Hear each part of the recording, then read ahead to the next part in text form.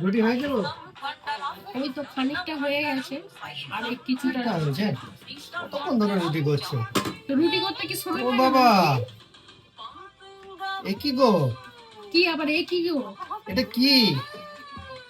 রুটির এরম দিশা দশা কেন? কি হলো? তোমার জন্যই তো হলো।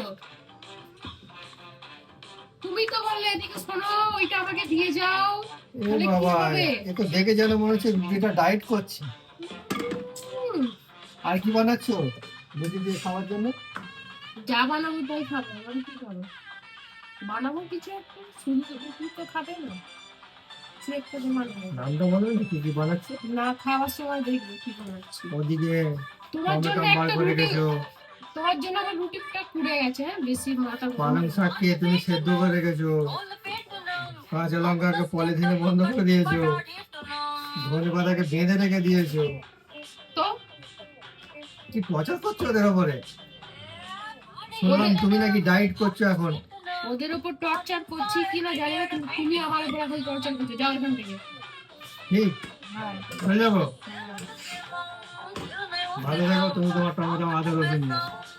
চললাম, টাটা, বাই বাই।